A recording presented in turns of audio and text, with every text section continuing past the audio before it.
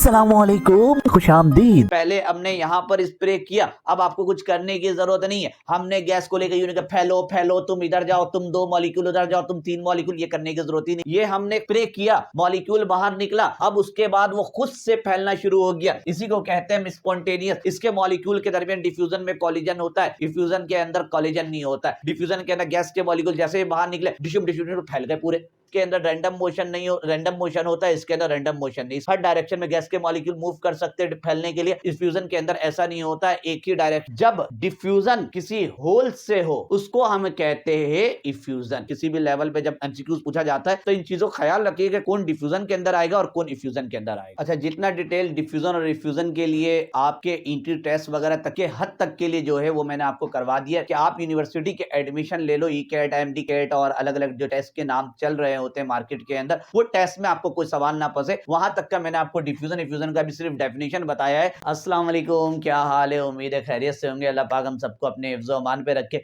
Gas का एक और टॉपिक जो कि ग्राम्स लॉ के नाम से बहुत ज्यादा इंपॉर्टेंट है, पास पेपर में हमेशा इससे रिलेटेड कोई ना कोई सवाल आता रहता है। कभी डिफ्यूजन इफ्यूजन के कोई एमसीक्यूज आ जाते हैं, कभी ग्राम्स लॉ का स्टेटमेंट आ जाता है, कभी डेरिवेशन आ जाता है, कभी इस टॉपिक से न्यूमेरिकल्स आ जाते हैं। कुछ ना कुछ आपके पेपर के अंदर इसमें से जरूर मौजूद होता है।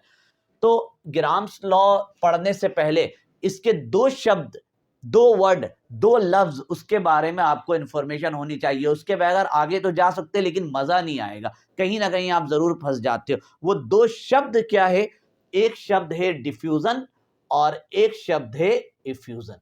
ये दोनों वर्ड का डेफिनेशन यहां लिखा हुआ है। इन दोनों के बारे में जब तक आपको मुकम्मल तौर पर नॉलेज ना हो, आगे बढ़ने में फायदा नहीं है।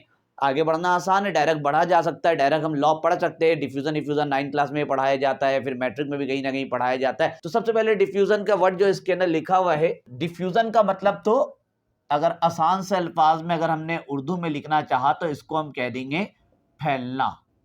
ठीक है, आसान से वर्ड में इसका जो उर्दू ट्रांसलेट अगर हम बनाना चाहे तो फैलना के वर्ड से ये हो जाए, कोई भी चीज का फैलना।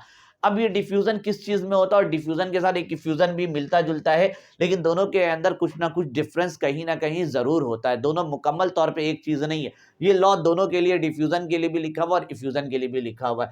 अब ये जो डिफ्यूजन है ऊपर वाला, सिर्फ अभी हम डिफ्यूजन की बात करेंगे, इफ्यूजन की हम बाद में बात करेंगे। ये जो डिफ्यूजन है ये सॉलिड में भी होता है, कोई चीज का फैलना, लिक्विड में भी होता है और गैस में भी होता है। लेकिन सबसे तेजी में जो चीज फैलता है वो गैस में फैल रहा होता है। डिफ्यूजन का अमल गैस में बहुत तेज होता है। लिक्विड में भी होता है। लिक्विड में कैसे? अगर पानी कहीं पे मौजूद है एक गिलास के अंदर, आप उसमें 2 ड्रॉप इंक के डाल दो तो आप देखिएगा इंक पूरे पानी को ब्लू कर देगा। तो इंक अंदर जाकर फैल गया, ये भी डिफ्यूजन होगा। लेकिन ये लिक्विड का डिफ्यूजन हुआ। सॉलिड का डिफ्यूजन कैसे होता है? तो इसका एक आसान सा तरीका हो सकता है, आप लोगों ने कहीं पर, अब तो वैसे हर जगह व्हाइट बोर्ड आ गया, एक टाइम पर ब्लैक बोर्ड हुआ करता था। ब्लैक बोर्ड में हम चौक से लिखते थे। जब चौक से हम मिटाते, जब चौक की लिखी हुई चीज को हम मिटाते तो पूरे बोर्ड से व्हाइट कलर का जो चौक होता है वो मुकम्मल मिटता नहीं है, वो उसके अंदर चिपक जाता है, डिफ्यूज हो जाता है। तो सॉलिड के अंदर भी डिफ्यूजन होता है, लिक्विड में इंक वाला होता है, और गैस के अंदर भी डिफ्यूजन होता है। गैस में कैसे डिफ्यूजन है कि अगर जिस कमरे में आप बैठे हो, अगर मैं आपके सामने स्प्रे कर दूं वहां पर कोई भी रूम स्प्रे वगैरह, तो पूरे कमरे में वो खुशबू फैल जाएगा, तो ये भी हो जाएगा डिफ्यूजन।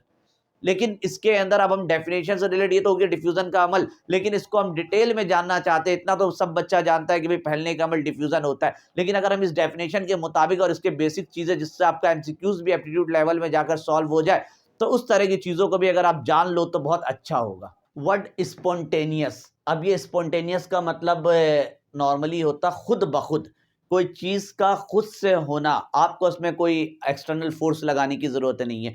इसके अलावा होमोजीनियस। होमोजीनियस का मतलब सोल्यूशन में भी इस्तेमाल किया जाता है, एक जैसा। अब सिचुएशन क्या है इसको समझने के लिए कि एक रूम यहां पर हम लिए है, और रूम है ये, और रूम के अंदर हमने किसी एक कोने में ना स्प्रे कर दिया। इस जगह मैंने स्प्रे किया तो सारा मॉलिक्यूल स्टार्टअप में यहीं पर होगा, 1 2 3 4 5 6 7 8 9 10, 10 मॉलिक्यूल यहां पर है, हमने स्प्रे किया है। कुछ देर बाद होगा कुछ यूं कि आफ्टर सम टाइम ये जो गैस नजर आ रहा है मॉलिक्यूल का, इसकी खुशबू पूरे कमरे में फैल जाएगी। ये कोई भी फ्रेगनेंस है, लिख देता हूं यहां पर FRANGANC, फ्रेगनेंस कोई भी खुशबू है। पहले हमने यहां पर स्प्रे किया, अब आपको कुछ करने की जरूरत नहीं है। हमने गैस को लेकर यूं फैलो फैलो, तुम इधर जाओ, तुम 2 मॉलिक्यूल उधर जाओ, तुम 3 मॉलिक्यूल, ये करने की जरूरत ही नहीं। आपने स्प्रे कर दिया, उसके बाद खड़े हो जाओ। अगर आप ये सब करना शुरू कर दो तो फिर स्पॉन्टेनियस नहीं कहेंगे। ये हमने बस स्प्रे किया, मॉलिक्यूल बाहर निकला, अब उसके बाद वो खुद से फैलना शुरू हो गया, इसी को कहते हैं स्पॉन्टेनियस। कुछ वक्त बाद ये पूरे कमरे में 10 मॉलिक्यूल है, ये आपको यूं नजर आएगा 1 2 3 4 5 6 7 8 9 10, पूरे रूम के अंदर सबको वो स्मेल मिलेगा, यानी कि सब जगह एक जैसे मिकदार से वो फैल गया। जो स्मेल, जो खुशबू यहां पर है, पहले जब स्प्रे किया था तो सिर्फ खुशबू यहां पर था, इस कोने में कोई खुशबू नहीं था। लेकिन कुछ वक्त बाद जो खुशबू यहां पर है वही खुशबू यहां होगा, वही यहां होगा, वही यहां होगा, पूरे कमरे में एक जैसा हो जाएगा। होमोजीनियस का मतलब ही होता है एक जैसा मिक्सचर इसके अंदर नजर आएगा। और ये फैलता किसकी मदद से? हवा की मदद से, क्योंकि इसके अंदर जाहिर सी बात है रूम के अंदर एयर था, तो एयर की मदद से पूरे कमरे में फैल गया यहां पर। तो यही एक स्पॉन्टेनियस मिक्सिंग ऑफ 2 गैस भी हो सकता है, या 2 से ज्यादा, कम से कम 2 तो नॉर्मल होता है आपके पास कि एक जो फ्रेगनेंस, जो भी गैस हमने निकाला है इसके अंदर, और दूसरा जो कमरे के अंदर ऑक्सीजन वगैरह मौजूद है। अब इसके अंदर कुछ चीजें और, जब गैस के मॉलिक्यूल इसके अंदर फैलते हैं तो अंदर हर डायरेक्शन में मूव करते हैं, क्योंकि अभी फ्यूजन वाले में आएंगे ना, उसमें डायरेक्शन नहीं होता है, ये हर डायरेक्शन में, क्योंकि एमसीक्यूज वगैरह में पूछ लिया जाता है। तो ये जो हमारे पास डिफ्यूजन का प्रोसेस है, ऑल डायरेक्शन होता है, रैंडम मोशन है, कोई मॉलिक्यूल कहीं मूव करेगा, कोई मॉलिक्यूल, ये मॉलिक्यूल जो कोई श्योरिटी नहीं है, यहां भी जा सकता है, ये जो एक मॉलिक्यूल जो नजर आ रहा है, या ये मॉलिक्यूल यहां जाए, कोई श्योरिटी नहीं, जिसको जहां जाना जाए, रैंडम मोशन हो रहा होता है इसके अंदर, ऑल डायरेक्शन आर अवेलेबल।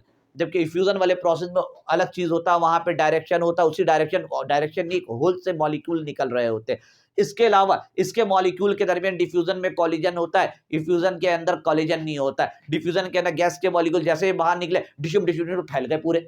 तो गैस के मॉलिक्यूल डिफ्यूज जो करते हैं वो कॉलिजन के थ्रू करते हैं, यहाँ पे कॉलिजन होता है, और 1 सेकंड के अंदर अगर कितने कॉलिजन होते हैं सुनने में बड़ा अजीब सा लगता है, लेकिन 1 सेकंड के अंदर बिलियन कॉलिजन हो सकते हैं मॉलिक्यूल्स के अंदर। अच्छा, एक वर्ड और, कि जब गैस के मॉलिक्यूल यहां पर मौजूद थे ना, तो इस जगह में कंसंट्रेशन ज्यादा था।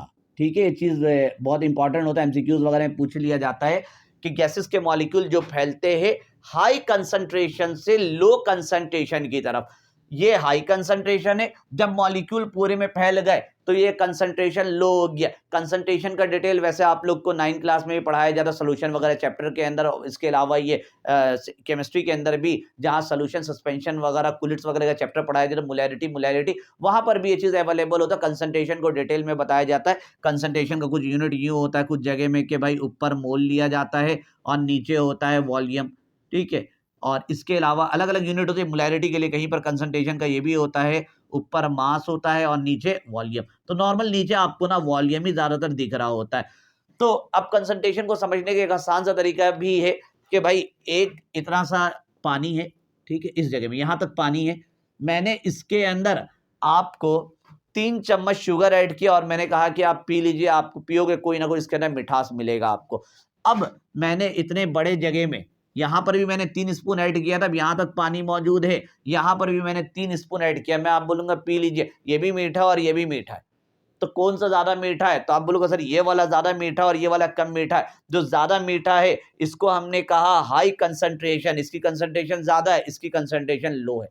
इसी तरीके से ये थोड़े से जगह में यहाँ पे 10 मॉलिक्यूल नजर आ रहा था, जैसे अगर यहाँ पर ना अचानक से कोई आए और मेरे नाक के सामने स्प्रे कर दे इस जगह में, तो शुरू में ना मुझे बहुत ज्यादा खुशबू आएगा, क्योंकि इस टाइम इस थोड़े से जगह में ना कंसंट्रेशन बहुत ज्यादा होगा। लेकिन थोड़े ही वक्त बाद वो स्मेल इस जगह से कम हो जाएगा, वो खुशबू कम हो जाएगा, क्योंकि पूरे कमरे में फैल जाएगा। इस जगह में उसकी कंसंट्रेशन कम होकर पूरे कमरे में फैलना स्टार्ट हो जाएगी।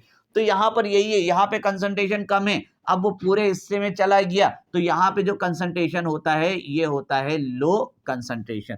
तो डिफ्यूजन के अंदर यही होता है कि हाई कंसंट्रेशन से लो कंसंट्रेशन की तरफ जा रहा होता है। इसके अलावा प्रेशर वगैरह भी हम चेक करते हैं, तो यहाँ पर जब चेक करेंगे ना तो हाई प्रेशर होगा, मॉलिक्यूल करीब करीब है तो ज्यादा इसके अंदर कॉलिजन वगैरह होगा, तो यहाँ पे हाई प्रेशर होगा। और उस वाले में जाएंगे तो वहां पे कॉलिजन वगैरह कम हो रहा होगा, तो वहां पर हम कहते हैं लो प्रेशर। तो high concentration to low concentration जाता है डिफ्यूजन में। इसके अलावा हाई प्रेशर से लो प्रेशर की तरफ जा रहा होता है। इफ्यूजन के अंदर भी दोनों ये वाला जो पॉइंट है ना वहां पर सेम है, वहां पर भी यही होता है कि लो हाई कंसंट्रेशन से लो कंसंट्रेशन की तरफ जाता है, और इसके अलावा इफ्यूजन के अंदर भी हाई प्रेशर से लो प्रेशर की तरफ जाता है। दो सिमिलर पॉइंट है, जब मेरा नोट्स लीजिएगा तो नोट्स के अंदर डिफरेंस और सिमिलर पॉइंट दोनों लिखा हुआ है, लेकिन दोनों के अंदर अगर डिफरेंस चेक करते हैं तो इसके अंदर कॉलिजन है, इसके अंदर कॉलिजन है। भी ये मैं एक्सप्लेन करूंगा क्या चीज होता है। इसके अलावा इसके अंदर रैंडम मोशन नहीं हो, रैंडम मोशन होता है, इसके अंदर रैंडम मोशन नहीं। इसमें हर डायरेक्शन में, रैंडम मोशन का मतलब हर डायरेक्शन में गैस के मॉलिक्यूल मूव कर सकते हैं फैलने के लिए। इस फ्यूजन के अंदर ऐसा नहीं होता है, एक ही डायरेक्शन होता है जहां से गैस के मॉलिक्यूल निकल रहे होते हैं। तो दोनों के अंदर डिफरेंस वगैरह होता है, वो नोट्स के अंदर जाएंगे तो वहां मिल भी जाएगा कि यहाँ पे कॉलिजन है, यहाँ पे कॉलिजन आपको नहीं मिलेगा। इसके अलावा एक और चीज के डिफ्यूजन और एक वर्ड होता है रेट ऑफ डिफ्यूजन। इन दोनों में ना कहीं कंफ्यूज नहीं होइएगा। जब ग्राम्स लॉ ऑफ डिफ्यूजन ये फ्यूजन स्टार्ट करेंगे ना तो वहां पे आपको एक वर्ड डिफ्यूजन का भी डिफ्यूजन तो अभी हमने पढ़ लिया है। एक वर्ड डिफ्यूजन है और एक वर्ड आपको मिलेगा इफ्यूजन का, लेकिन ये दोनों गलत हो गया। एक वर्ड डिफ्यूजन और एक वर्ड होगा रेट ऑफ डिफ्यूजन। ये दोनों एक चीज नहीं है, दोनों अलग अलग है, ये प्रोसेस है। ठीक है, ये डिफ्यूजन जो गैस फैल रहा है उसका प्रोसेस है, ये उसका पूरा डेफिनेशन वगैरह यहां पर होता है। जबकि रेट ऑफ डिफ्यूजन कोई प्रोसेस नहीं है, ये नॉट प्रोसेस, ये है डिफ्यूजन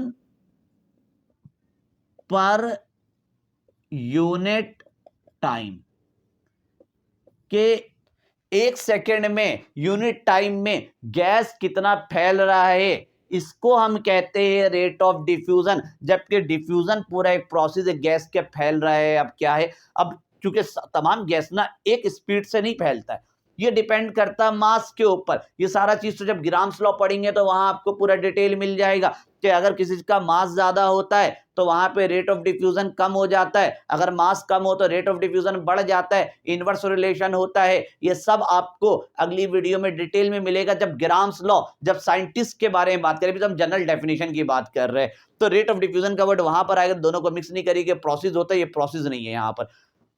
अब आते हम इफ्यूजन की तरफ, बल्कि डिफ्यूजन को और थोड़ा सा हम समझने की कोशिश करते हैं। जैसे आपके ये अगर कुछ लिखना है तो लिख लो।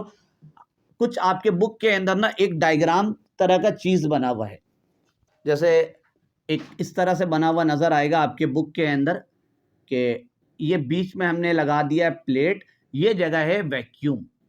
ठीक है, यहाँ पर कुछ भी मौजूद नहीं है, इसका मतलब अगर यहाँ पूछूं मैं प्रेशर कितना है तो यहाँ 0 होगा। और इस जगह मॉलिक्यूल मौजूद है 1 2 3 4 5 6 7 8 9 10 11 12 13 14 15 16 17 18 19 20। अब कुछ वक्त बाद मैंने इसके अंदर इस प्लेट को हटा दिया। जैसे ही मैं प्लेट को हटाऊंगा तो ये 20 मॉलिक्यूल जो नजर आ रहा है ये पूरे हिस्से में फैल जाएंगे। ये जो 20 मॉलिक्यूल है अब इतने से जगह में रुके हुए नहीं होंगे। इस वॉल को, इस प्लेट को हमने यहां से हटा दिया जो रुका हुआ, तब 1 2 3 4 5 6 7 8 9 10 11 12 13 14 15 16 17 18 19 20। तो आपके बुक के अंदर इस तरह का डायग्राम बना रहता है। अच्छा, एक और चीज है, आपके बुक के अंदर इस तरह से भी डायग्राम बना हुआ नजर आएगा कि बीच में प्लेट रखा, अब दूसरा साइड ना हमने वैक्यूम नहीं रखा है, दोनों तरफ हमने रख दिया है गैस। यहां पर हमने रख दिया एक NO2 गैस। ठीक है, इस तरफ NO2 गैस है, ये नॉर्मली होता है ब्राउन कलर का। ठीक है, इधर 1 2 3 4 5 6 7 8 9 10। और दूसरी तरफ जो गैस रखा हमने वो O2 रखा है जो कि कलरलेस होता है। ठीक है, यहां पर हमने जो गैस के मॉलिक्यूल, उसको मैं कलर से बना देता हूं, ये भी 10 है। 1 2 3 4 5 6 7 8 9 10 11 12 13 14 15। थोड़ा इसको बढ़ा दिया, कंसंट्रेशन दोनों का हमने चेंज कर दिया। इसका कंसंट्रेशन उसके कंपैरिजन ये लिख देते हैं कि ये लो कंसंट्रेशन है और ये जो है हाई कंसंट्रेशन। दोबारा से बीच में प्लेट रखा हुआ था, मैंने प्लेट को इसके अंदर से हटा दिया।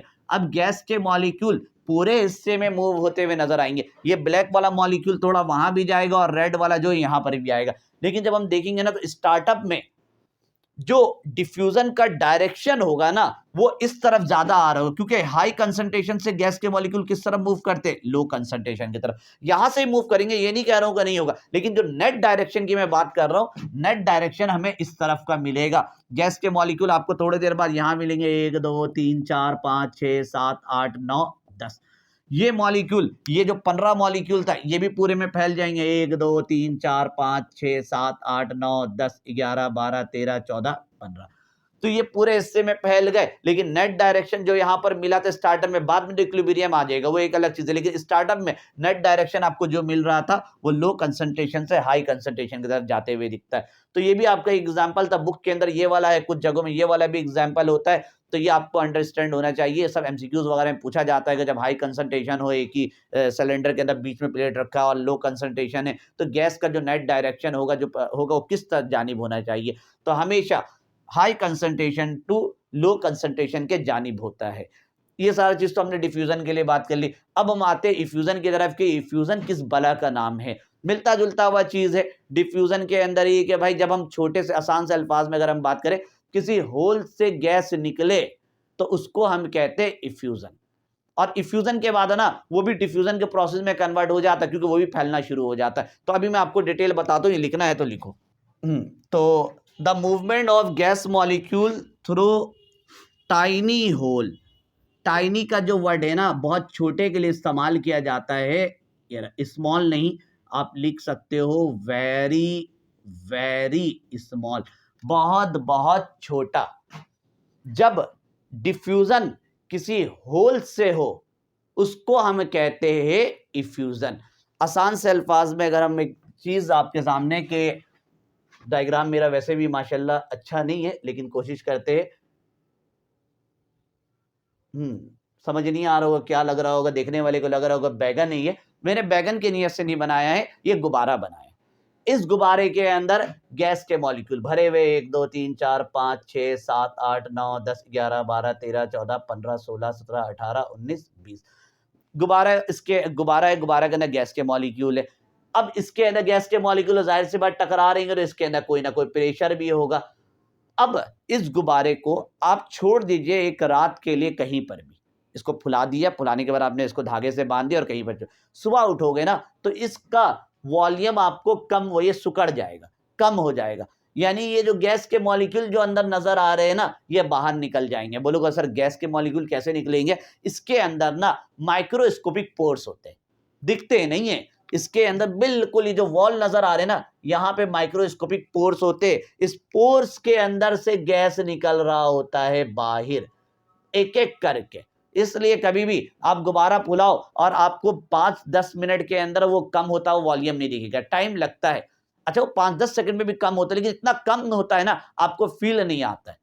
तो गैस के मॉलिक्यूल एक एक करके इसके अंदर से निकल रहे होते, एक साथ नहीं निकल रहे होते, 1 बाय 1। एमसीक्यूज वगैरह में पूछा भी जाता है। डिफ्यूजन के अंदर तो गैस के मॉलिक्यूल रैंडम डायरेक्शन, जैसे आपने छोड़ा सब डिशुम डिशुम करके फैल जा रहा कॉलिजन करके। इसके अंदर 1 बाय 1 एक मॉलिक्यूल जब निकलेगा ना तो दूसरा मॉलिक्यूल के उस टाइम निकलने की इजाजत नहीं, पहले एक निकलेगा, फिर दूसरा निकलेगा, फिर तीसरा निकलेगा, फिर चौथा निकलेगा। जब गैस के मॉलिक्यूल बाहर आ गए वहां से जितने आने हैं, फिर अंदर बाहर आने के बाद डिशुम डिशुम डिशुम फैल गया पूरा।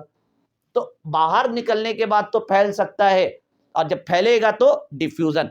अंदर से निकल रहा है इस होल से, तो इसका नाम हमने दिया इफ्यूजन, EFFUSION। जब बाहर निकला तो गैस का मॉलिक्यूल फैलना शुरू हो गया। अब जो कॉलिजन वगैरह है वो सब कुछ करेगा, तो अब इसको हम कहेंगे डिफ्यूजन। ये हो गया डिफ्यूजन पे। जब होल से निकलेगा इफ्यूजन, बाहर निकलने के बाद फैलना शुरू होगा डिफ्यूजन। क्या इसके अंदर कॉलिजन होगा? तो ऐसा कॉलिजन ही नहीं। गैस के मॉलिक्यूल अगर यहां ये टकराएगा तो ये टकराएगा, टकरा के वापस चला जाएगा कहीं पर, ये तो कॉलिजन हो रहा है। लेकिन यहां तो बारीक सा हो, लेकिन गैस का मॉलिक्यूल जब यहां आएगा टकराएगा कैसे? ये तो बाहर निकल जाएगा। तो यहां पर अब कॉलिजन वगैरह कहानी नहीं होता है। तो याद रखिएगा इफ्यूजन के अंदर कॉलिजन नहीं होता है। डिफ्यूजन जब गैस के मॉलिक्यूल बाहर आए तब टकराना शुरू होगा, इधर गैस के मॉलिक्यूल ऑक्सीजन से टकराएंगे। इसमें आप अंदाजा लगाओ ना, जब गैस के मॉलिक्यूल यहां तो बारीक सा होल मौजूद था, तो यहां कॉलिजन नहीं होगा। ये गैस का मॉलिक्यूल यहां टकराएगा, टकराने के बाद बाहर नहीं निकला, ये कॉलिजन हुआ यहां पर। ये मॉलिक्यूल जब इस जगह में गया तो यहां पर बारीक सा होल था, टकराने के बाद वापस थोड़ी गया, ये तो बाहर फेंका गया। तो कॉलिजन का यहाँ पर काम नहीं होता। इसके अलावा मैं इसमें कह रहा था रैंडम डायरेक्शन, हर डायरेक्शन में मूव हो रहे होते। अगर मैं पूछूं कि यहाँ पे इफ्यूजन कौन से डायरेक्शन से होगा, तो इसी जगह से होगा जहां पर होल मौजूद है। जैसे कि बाज़ औक़ात हमारे टायर वगैरह के अंदर पंचर हो जाता है, तो गैस सिर्फ उसी जगह से निकलता है जहां पर होल होता है, जहां पे पंचर होता है। जब हम जाते हैं पंचर वाले के पास, तो वहां पर पानी वगैरह डालकर उसके अंदर ट्यूब डालता है और चेक करता है, वहां से बबल्स वगैरह आना शुरू हो जाता है, तो उस जगह के अंदर होल होता है, हमें क्लियर पता चल जाता है। तो इफ्यूजन सिर्फ एक ही जगह से होता है जहां पर होल्स हो, जबकि डिफ्यूजन ऑल डायरेक्शन से होता है, हर तरफ हो रहा होता है। यहां पर कॉलिजन होता है, इफ्यूजन के अंदर कॉलिजन नहीं होता। प्रेशर की हम बात करें, इसके अंदर लिखा हुआ रहता है कि into the region of low pressure, high pressure से लो प्रेशर की तरफ। देखिए अंदर गैस के मॉलिक्यूल थे, तो अगर मैं पूछूं इसके अंदर प्रेशर ज्यादा था या बाहर निकलने के बाद प्रेशर, देखिए इसका अपना कोई वॉल्यूम मखसूस था। यहाँ पे जब बाहर निकला ना, तो अब इसका वॉल्यूम बहुत ज्यादा बढ़ गया, यानी कि बड़े जगह में आ गया। अंदर इसका प्रेशर बहुत ज्यादा था क्योंकि एक मखसूस वॉल्यूम था। अगर मैं पूछूं कि इसका वॉल्यूम कितना है, तो आप कोई वैल्यू मैंने बता दी कि भाई इसका वॉल्यूम यहां पर है 15, ये बहुत ज्यादा हो गया, 15 सीएम क्यूब ले लिया कि भाई इस गुब्बारे का वॉल्यूम था 15 सीएम क्यूब, तो इसका कोई ना कोई प्रेशर है। अब गैस के मॉलिक्यूल बाहर निकल कर आ गए जमीन पे, यानी कि एटमॉस्फेयर में, तो एटमॉस्फेयर का वॉल्यूम 15 थोड़ी, एटमॉस्फेयर इतना थोड़ा सा थोड़ी, एटमॉस्फेयर तो बहुत बड़ा है, एटमॉस्फेयर में फैल गया। तो जब ये एटमॉस्फेयर में दाखिल हुआ, एटीएमओएस एटमॉस्फेयर, तो यहां का वॉल्यूम इसके कंपैरिजन ज्यादा होगा। कुछ भी ले लेते, हो सकता है कि 1,00,000 सीएम क्यूब होगा, या इससे ज्यादा हो सकता है। यूं लिख देता हूं 1,00,000 सीएम क्यूब, तो 1,00,000 सीएम क्यूब है, वॉल्यूम यहां पर बढ़ गया, तो automatic V inverse relation 1 divide by P, volume बढ़ेगा तो प्रेशर कम हो जाएगा। तो इसलिए ये वर्ड लिखा रहता है into the region of low pressure is termed as effusion. तो इसी को हम इफ्यूजन कहते हैं। इसका एक एग्जांपल हम ये भी ले सकते हैं इफ्यूजन करके, अभी जो बताया गुब्बारा वाला हो सकता है। इसके अलावा नॉर्मल लाइफ में जो टायर पंचर हो जाता है वो हो सकता है। अच्छा, डिफ्यूजन के एग्जांपल में एक मैं बताना भूल गया था, जैसे इंडस्ट्री वगैरह के अंदर से जो धुआं निकल रहा होता है, वो भी आप कहीं पर देखो ना, ब्लैक कलर का धुआं निकल रहा होता है, कार्बन डाइऑक्साइड, कार्बन मोनोऑक्साइड, जो भी चीज है, उसके बाद ना अचानक से वो गायब हो जाता है। कहाँ जाता है? आपके एटमॉस्फेयर में वो डिफ्यूज होकर फैल जाता है। इसके अलावा और गाड़ियों से निकलने वाला जो धुआं, आप जैसे गाड़ी से धुआं निकल रहा है, आप उसको देखते रहिए, अचानक से वो गायब हो जाएगा, वो भी एटमॉस्फेयर में डिफ्यूज हो जाता है। इसके अलावा एक बेहतरीन, बचपन में अमन देखा होगा कि बाहर जो रॉकेट, जहाज वगैरह जो ऊपर की तरफ जा रहा होता है, तो पीछे एक लंबा सा लेयर, जहाज आगे निकल जाता है, एक लंबा सा लेयर उसका गैस का पीछे नजर आता है, व्हाइट कलर का। आप उसको जब देखते रहते हो, देखते देखते, बचपन में तो मैंने बहुत देखा, आहिस्ता आहिस्ता वो लेयर कम होता रहता, खत्म होता रहता, खत्म हो रहा है और आगे बढ़ता रहता है। तो वो अचानक से लेयर जाता कहाँ है? वो आपके एटमॉस्फेयर में ऑक्सीजन वगैरह के साथ गायब हो जाते हैं, डिफ्यूज हो जाते हैं दूसरे गैस के साथ। तो वो वाला एग्जांपल भी डिफ्यूजन में आ सकता है, उसको इफ्यूजन नहीं बोल सकते। तो एग्जाम में जब एप्टीट्यूड वगैरह के अंदर भी जाएंगे, या तो आपके किसी भी लेवल पे जब एमसीक्यूज पूछा जाता है, तो इन चीजों का ख्याल रखिएगा कौन डिफ्यूजन के अंदर आएगा और कौन इफ्यूजन के अंदर आएगा। अच्छा, एक चीज और, डिफ्यूजन सब में होता है, सॉलिड, लिक्विड, गैस तीनों के अंदर मुमकिन है, लेकिन इफ्यूजन का जो प्रोसेस है नॉर्मली सिर्फ एक गैस के लिए अवेलेबल होता है। ये प्रोसेस सिर्फ गैस के लिए हो सकता है, सॉलिड और लिक्विड के लिए अवेलेबल नहीं है। अच्छा, बाज़ औक़ात इसके डेफिनेशन में ना कहीं पर एस्केप का वर्ड भी लिखा रहता है, ESCAP। एस्केप का मतलब भी निकलने के लिए होता है, एस्केप हो या एस्केपिंग हो, तो गैस के मॉलिक्यूल यहां से बाहर निकल रहे होते, तो इसके अंदर ये डेफिनेशन हो सकता है। एमसीक्यूज वगैरह में कहीं एस्केप का वर्ड लिखा हुआ होगा, तो एस्केप का जो वर्ड है इफ्यूजन के लिए अप्लाई होता है, क्योंकि गुब्बारा है या तो टायर है, वहां पे गैस के मॉलिक्यूल होते, जब उसमें बारीक सा छेद हो जाता है तो वहां से गैस के मॉलिक्यूल बाहर निकलते। प्रेशर, अच्छा इसके अंदर भी अगर हम प्रेशर की बात करें, इधर भी यही कि हाई प्रेशर, लो प्रेशर, ये बात कर लिया। कंसंट्रेशन की बात करें तो यहाँ पर इस वॉल्यूम के अंदर है, तो यहाँ कंसंट्रेशन ज्यादा होता है, जब बाहर निकलता है तो गैस का मॉलिक्यूल वगैरह फैल जाता है, तो वहां पर ऑटोमेटिक कंसंट्रेशन कम हो जाता है। कंसंट्रेशन का फॉर्मूला भी है ना, अगर आगे जाके हम पढ़ेंगे भी, अभी कहीं पे लिखा भी था कि कंसंट्रेशन का फॉर्मूला होता है, ऊपर मास होता है और नीचे वॉल्यूम होता है।